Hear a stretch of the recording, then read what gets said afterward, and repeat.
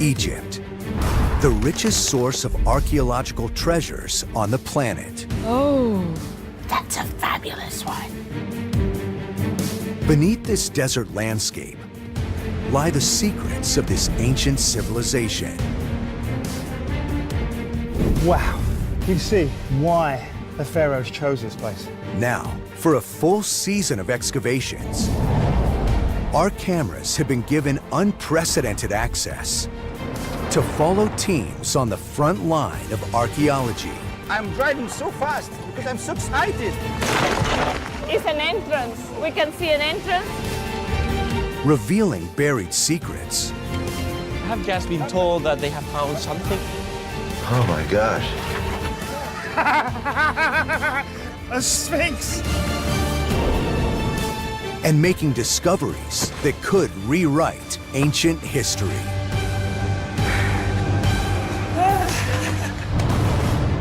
This time, new secrets of the boy king, Tutankhamun.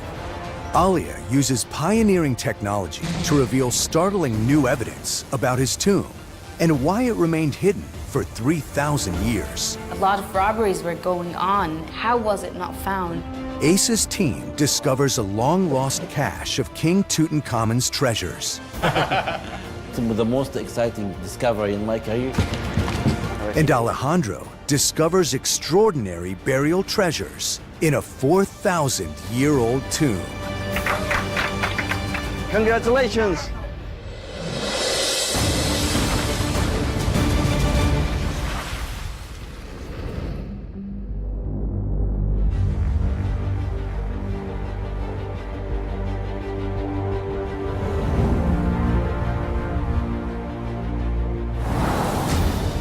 The Valley of the Kings. 3,500 years ago, the great pharaohs stopped building pyramids as their tombs. They chose these secluded cliffs to become their cemetery.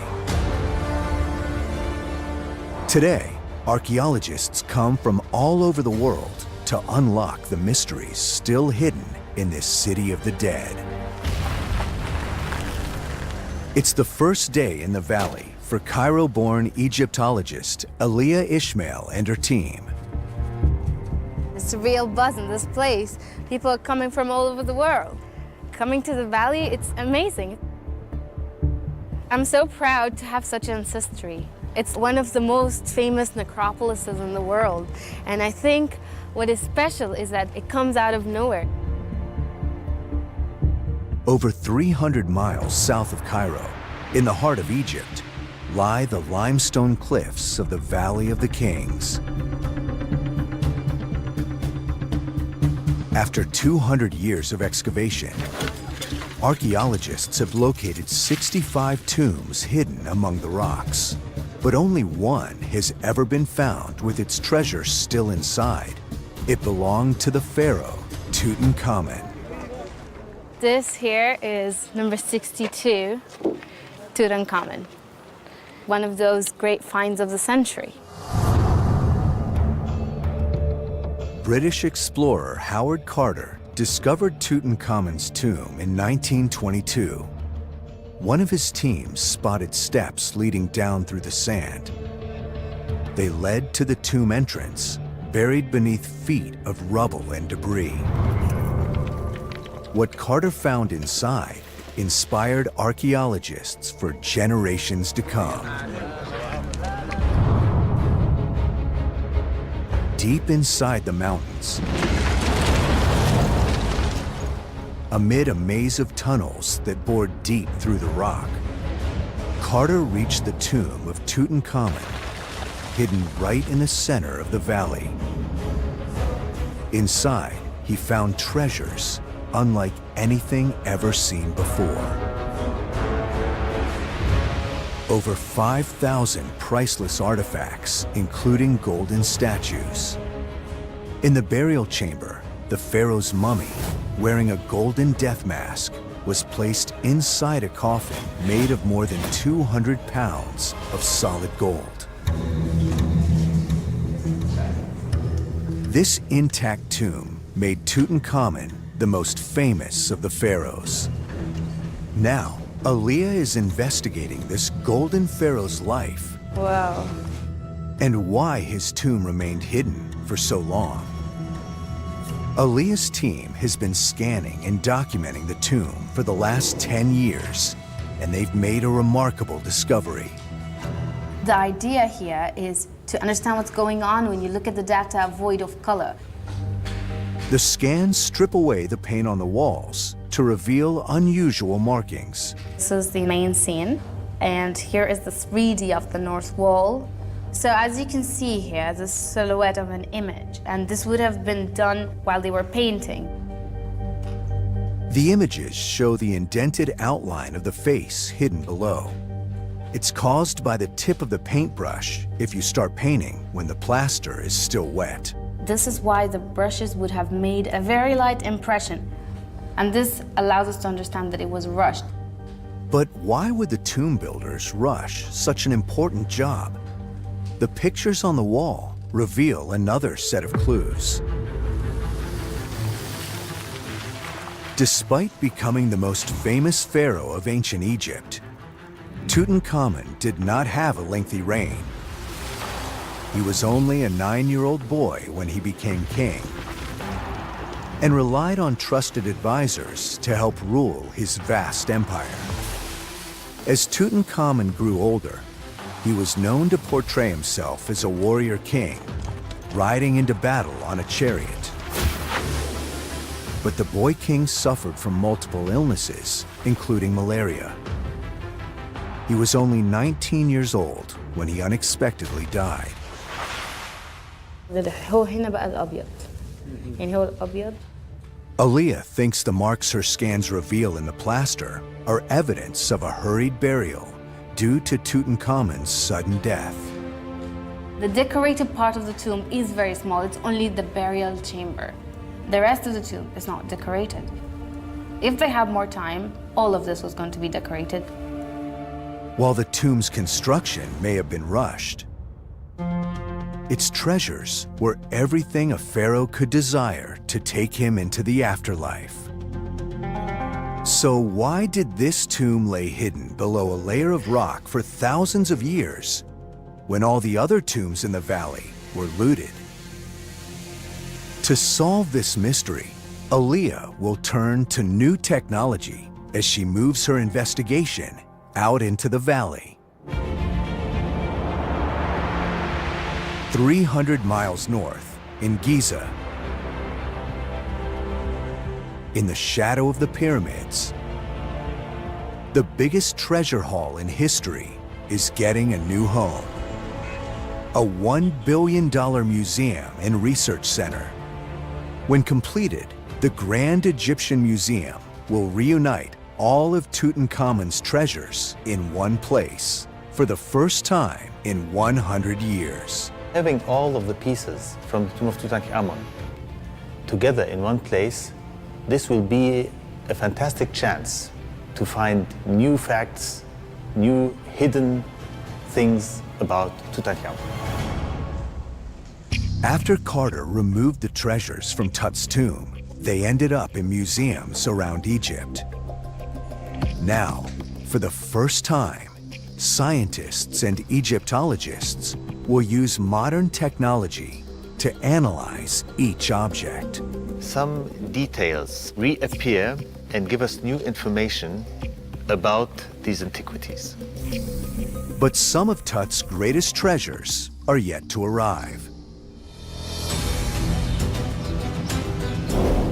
300 miles south in the Luxor Museum, Asa Zedin is preparing 122 of these priceless artifacts for the move to Giza.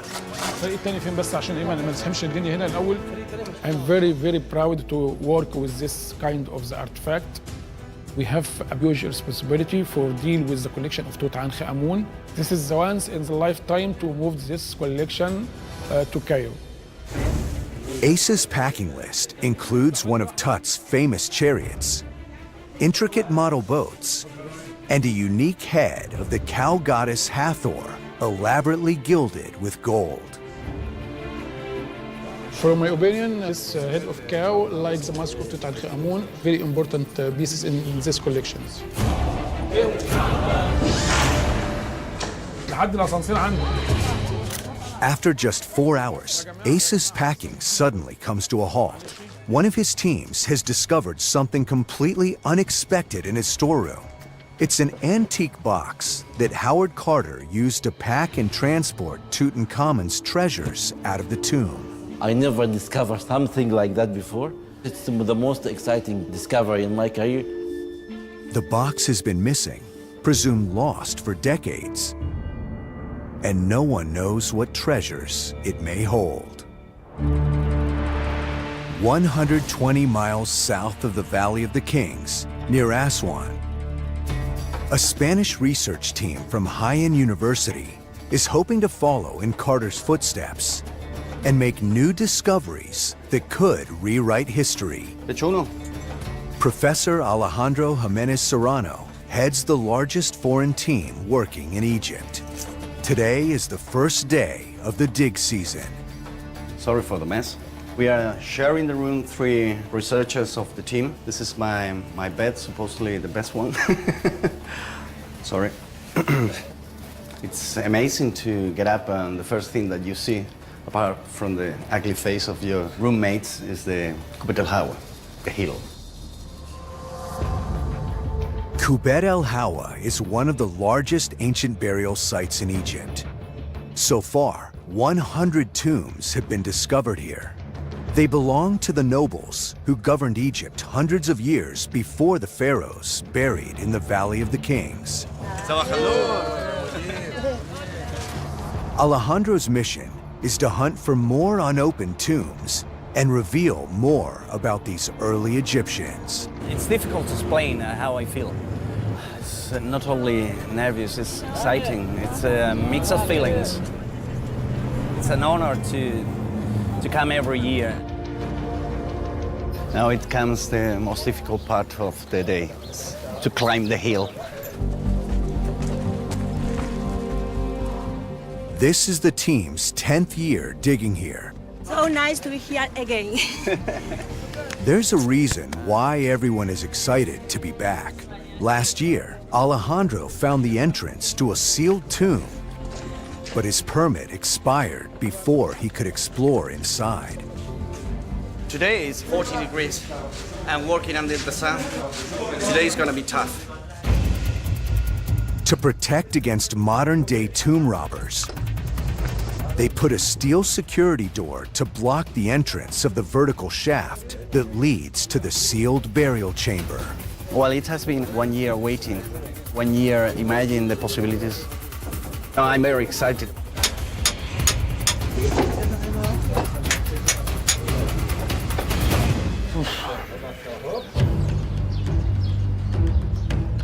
In Luxor, Asa's team packs Tutankhamun's treasures for the move to the Grand Egyptian Museum in Giza. But in the storeroom, Asa is ready to open Carter's long-lost box to discover what's inside.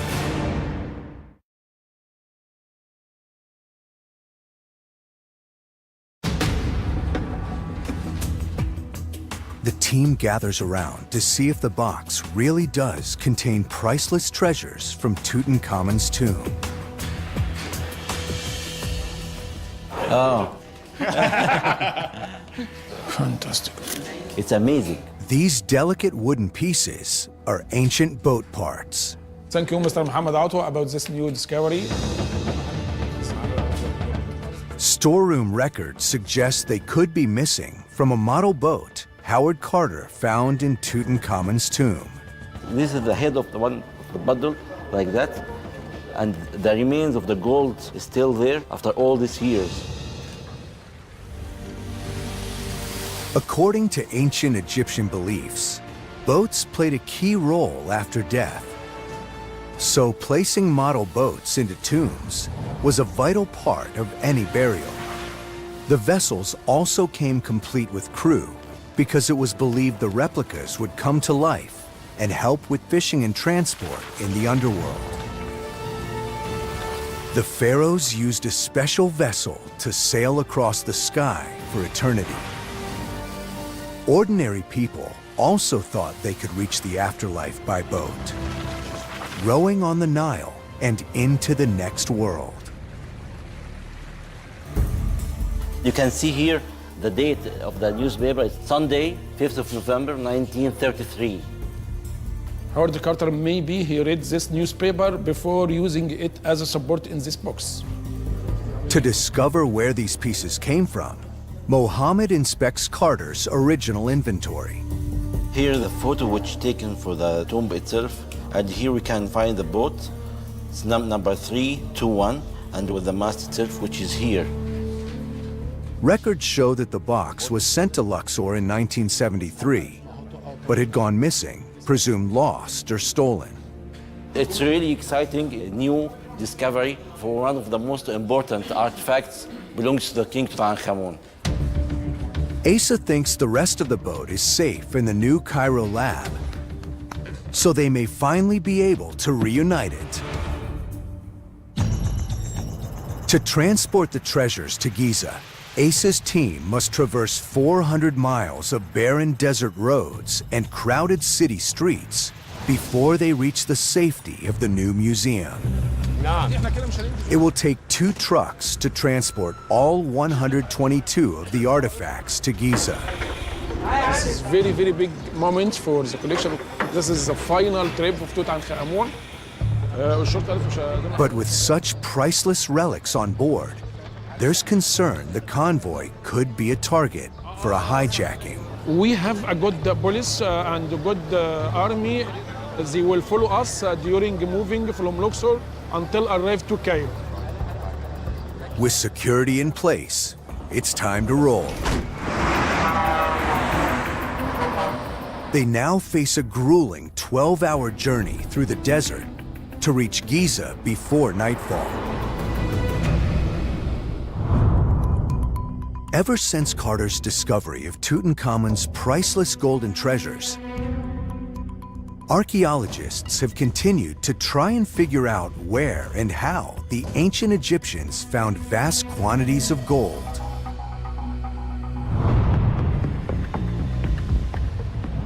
"50 miles south of the Valley of the Kings, on the edge of the Eastern Desert,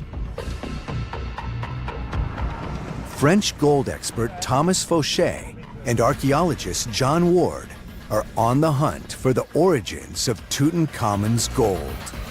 So I'm going straight. What are you waiting for, a traffic signal?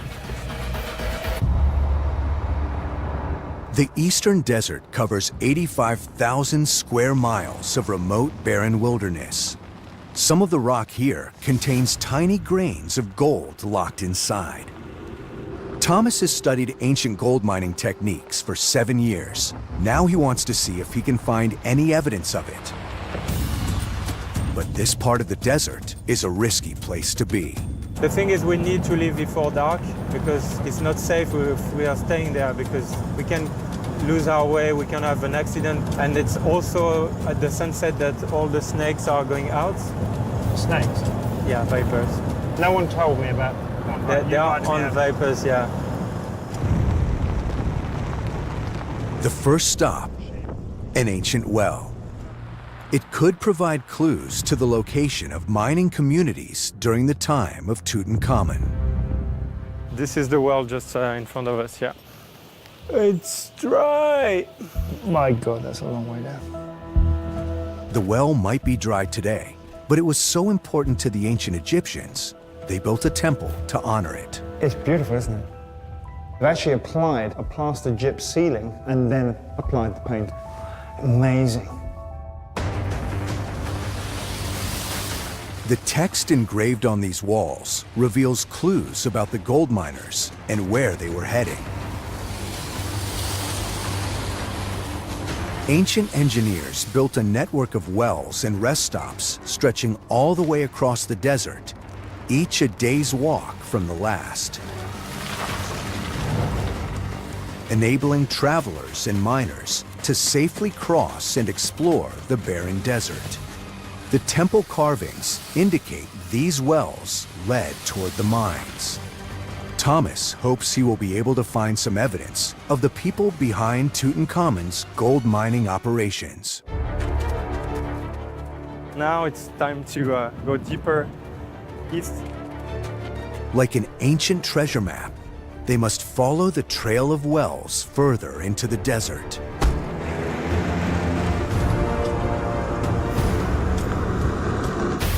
In Aswan, at the ancient burial site of Kubet al-Hawa, Alejandro is about to open a 4,000-year-old tomb. They're on the hunt for whatever burial treasure may be inside. I don't know who is more nervous, me or my team.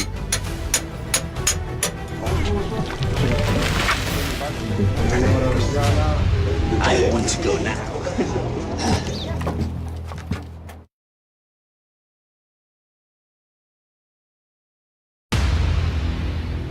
After a year of waiting, Alejandro can finally enter the tomb. It's amazing. It contains a 4,000-year-old coffin. Workers have inserted a box covered in acid-free paper inside the coffin to stop it from collapsing while they examine the tomb. We have been very lucky. It's impossible to explain the feelings that I'm having. The burial consisted in 2 coffins, the outer coffin and the inner coffin. Among the debris of the outer coffin, Alejandro spots something extraordinary.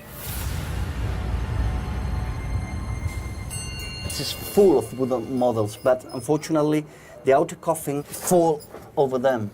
The chamber is full of model boats, similar to the one in Tutankhamun's tomb. To find these funerary boats in a tomb is rare today. But there's not just one. There are 4, complete with crew. You want to laugh, you want to shout, you want to cry. This is the first time in 70 years a set of boats like this has been found. This discovery gives Alejandro an extremely rare opportunity to study such important burial goods. But first, he has to extract them from the tomb safely. Alejandro calls in his team of conservation specialists, Sarah and Teresa. I have 1, 2, 3, 4 boats, and the observation is very bad. Yeah, it's very difficult, and the insects eat their support. Termites have attacked the wooden boats. Sarah sprays on a liquid adhesive to hold them together. So we will see if they are capable to make a miracle.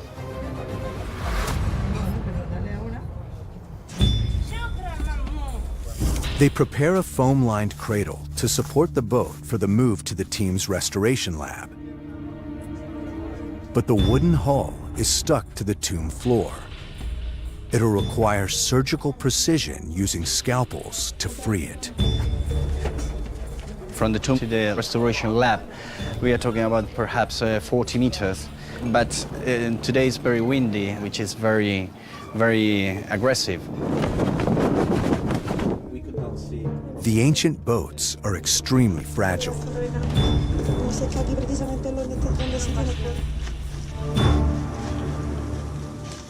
Get ready. With a drop in the wind, the team sees the chance to remove the first boat. Be careful, Mama.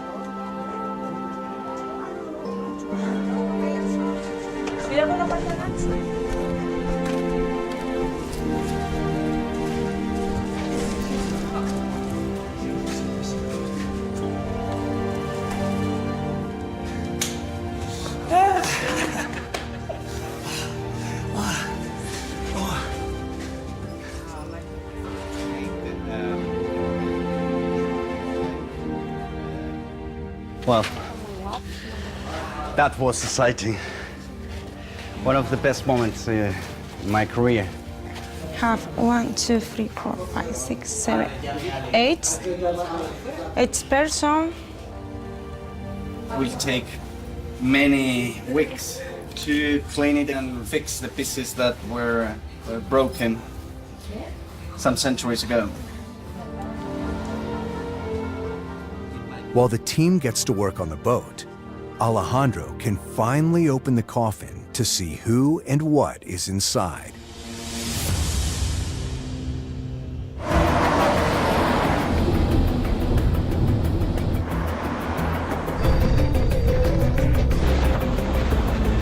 In the middle of the desert, the convoy carrying Tutankhamun's priceless treasures is 2 hours into its journey when Asa spots a problem. I'm worried about the chariot. A thermal blanket protecting Tut's golden chariot is coming loose. If it flies off, it could cause a crash. We stopped to make it safe. The unscheduled stop in the desert makes this convoy, carrying the world's most priceless treasures, a potential target for hijackers. يا جدعان ما خليك على الكبير. ما هو طالع بياخد الهواء فممكن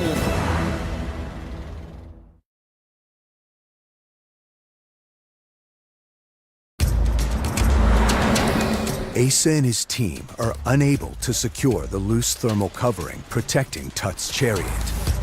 some problems happen. Removing the cover, they risk the scorching desert heat potentially damaging the priceless treasure. Everything's okay. Now, Asa needs to get the convoy moving.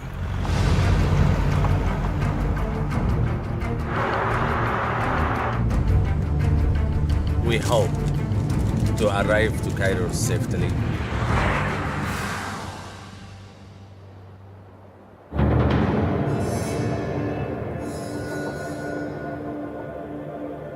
In the valley, Egyptologist Alia Ishmael is on a mission to discover how Tutankhamun's tomb and treasures remained hidden for 3,000 years.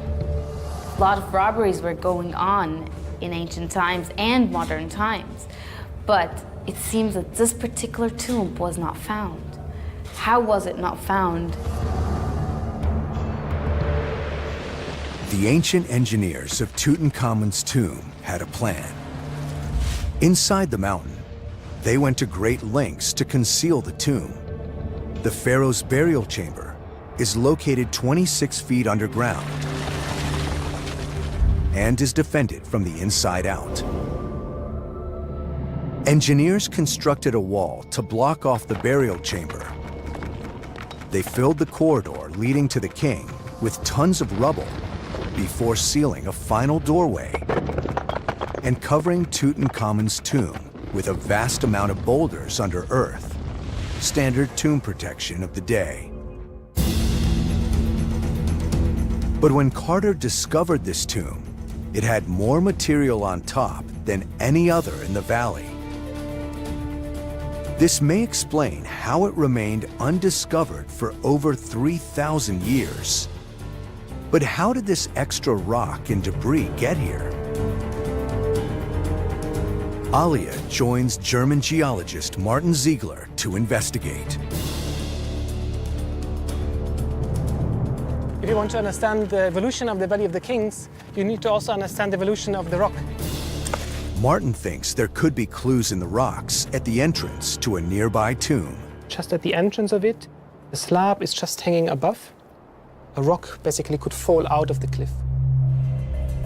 Egypt is hit with dozens of earthquakes each year, so Martin's installed a seismometer to measure any vibrations that could trigger rockfalls.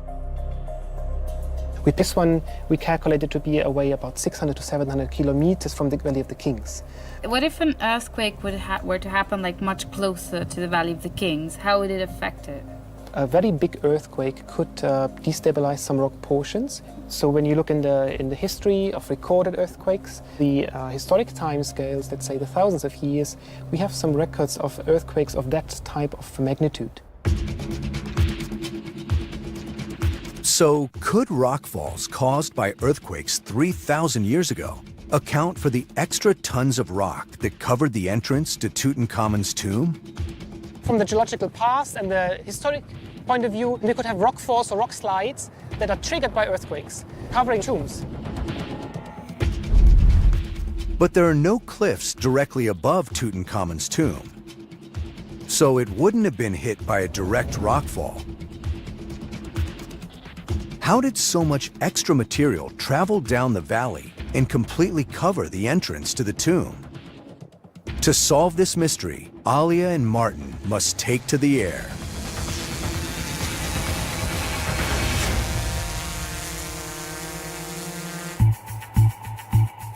Deep in the eastern desert, Thomas and John are looking for evidence of the miners who produced the gold for Tutankhamun's treasures. They're trying to find a route of ancient wells that the gold miners would have followed as they traveled to the mines. It's like looking for a needle in a haystack. But I'm losing a few kidneys. 70 miles from the last ancient well, Thomas and John head into the unknown. With their GPS broken down, they now risk getting completely lost. This piece of technology is defunct. It's not working. Your pin is literally on the right side, so we're now at the back end. Yeah. So you need to turn around. But after 2 days of searching, John thinks they may have finally found something. What's that over there? At the base of that mountain there. So we found it.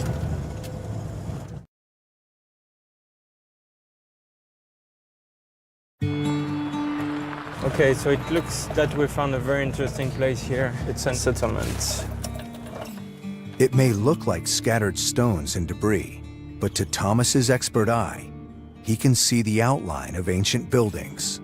We have the huts where the people were living and where they were working. Yeah, we definitely have here the evidence Thomas. where, I mean, people have been working here, and we see, yeah, there are even more over there. As they get closer, John spots the tools the ancient miners would have used to extract gold from the rocks. Oh. Yeah, that's the grinding stone. That's a pounder. Yeah, that's a pounder, yeah, exactly. That's what they would break. Yeah, they will. The quartz with. Yeah. It's the remains of an ancient gold mining camp. I mean, how many people are we talking? 20, 30? Yeah, maybe there were like families living here. Thomas has studied ancient mining techniques for years, but seeing this evidence firsthand brings home the hardship the miners endured. You start from a piece of quartz like this and you want to make powder out of it, so you need to crush it. You have to imagine how much pain it takes just to break a single piece of quartz, doing that like all day long in the sun, pounding and pounding and grinding and grinding and doing that for years.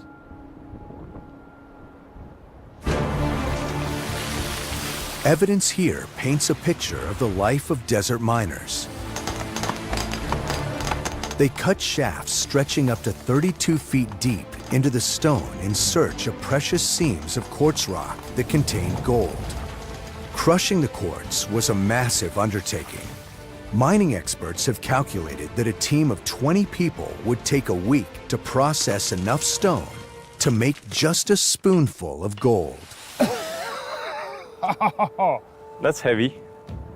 Seriously? Sadly, there is very little evidence left of these ancient mines, but these settlements provide new insight into the communities that lived such hard lives processing the gold. We have all the material they were using. For sure that they were working here to extract and process the gold to send it to the Valley of the Kings. We found it. We found it.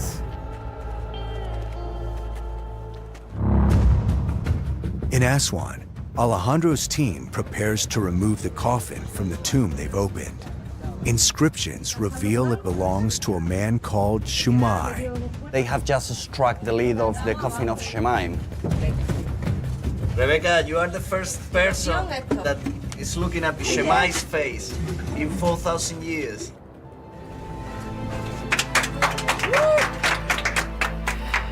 Muy bien, coño! Congratulations! The inner coffin is intact, but extremely fragile. Alejandro's team has reinforced it to try and protect the mummy inside. It's just difficult to express the feelings that I have now. It's a special moment Because I'm studying this family. It's almost my second family.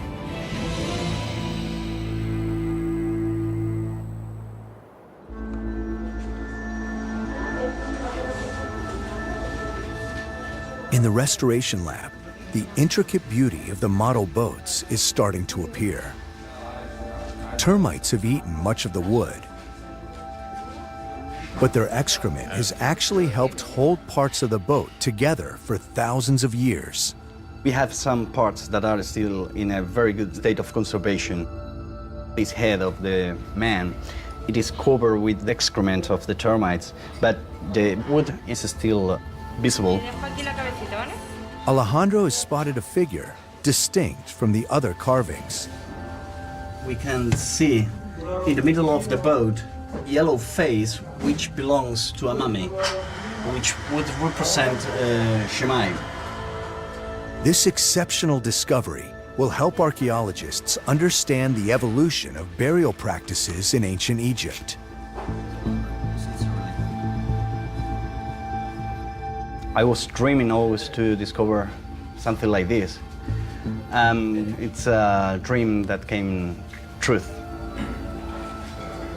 Alejandro's next task is to bring Shemai's mummy above ground for the first time in 4,000 years.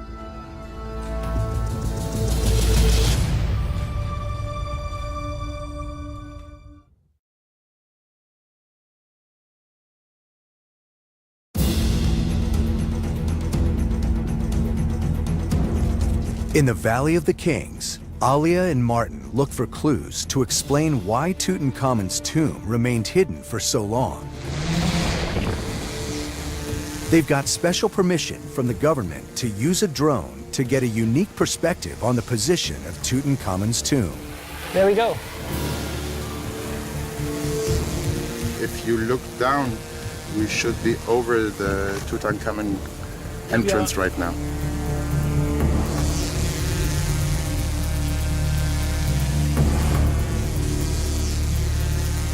Now we can see the cliffs in the back.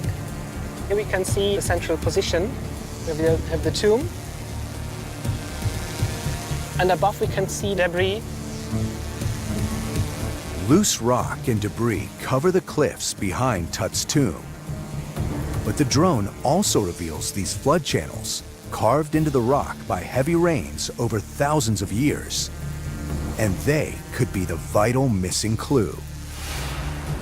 We think that if we have flash flooding, that material can flow down in these kind of channels. Throughout history, the valley has been hit by earthquakes and occasional flash floods. The floodwaters push rubble downhill toward the tombs. Tutankhamun's tomb lies in a spot where the channels of water converge and dump tons of rock.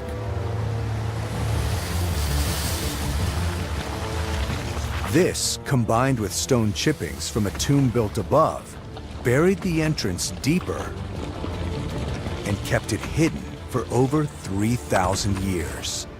It's very exciting for me as an Egyptologist to see Tutankhamun's tomb from up here and see how it fits within the valley.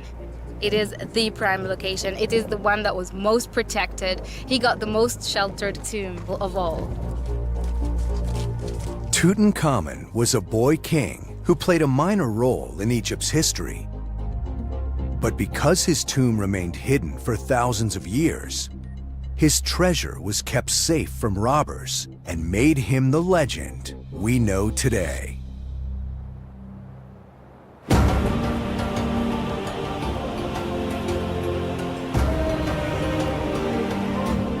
In Aswan, the team is bringing the mummy of ancient Egyptian Shemai to the surface for the first time in 4,000 years.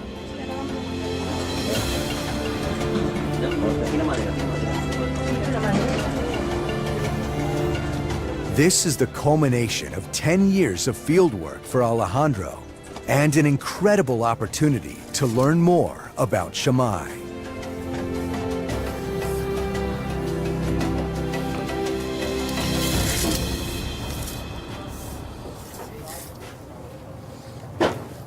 1.25. 1.25. It's quite short. My daughter is more or less like this, and she is 8 years old. So I expected that at least he would be around 20 years old or something. It has been a surprise. I never expected that he could be just a boy. On his coffin, it was written that he was the person in charge of the administration of the store. Controlling the store, you control the people because you decide who is going to receive food or not. This new evidence reveals Shammai held a powerful position in ancient Egyptian society at a very young age. He may not have been a pharaoh, but like the boy king Tutankhamun, his status afforded him a tomb and burial goods to ensure a safe passage into the afterlife.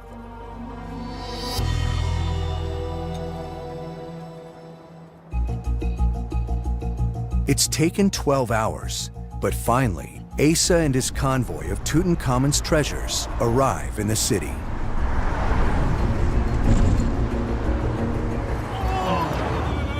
Now we are in Cairo, welcome by crowded traffic.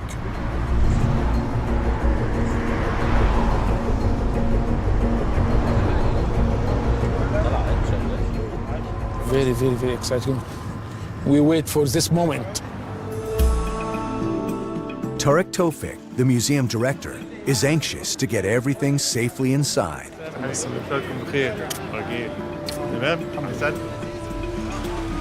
The first cradles have to be taken out in order for the Tutankhamun pieces to start emerging. Now I can say I'm very, very happy. Mission's complete, yes. It will be like unpacking Christmas presents when we get out these pieces and find out more details about how they complement the whole story of King Tutankhamun. Asa's team can finally unpack the priceless treasures. Scientists and Egyptologists can now begin to study and analyze each item in their new high-tech lab. Top of the list are the newly discovered boat pieces. We'll check now in our database which of them may be related to any boats here in the storeroom.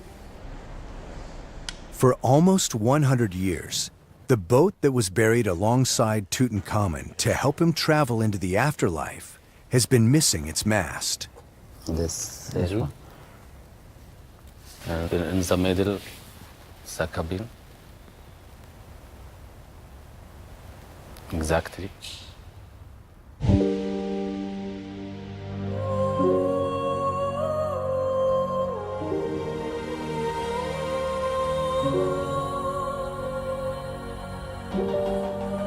It's very beautiful. It's amazing that after all these years, we still have new discoveries and new secrets for this golden king, Tutankhamun. 100 years after its discovery, Tutankhamun's stunning treasure is still surprising the world. And the Valley of the Kings shows why it remains the greatest place on earth to hunt for the secrets of Egypt's famous pharaohs.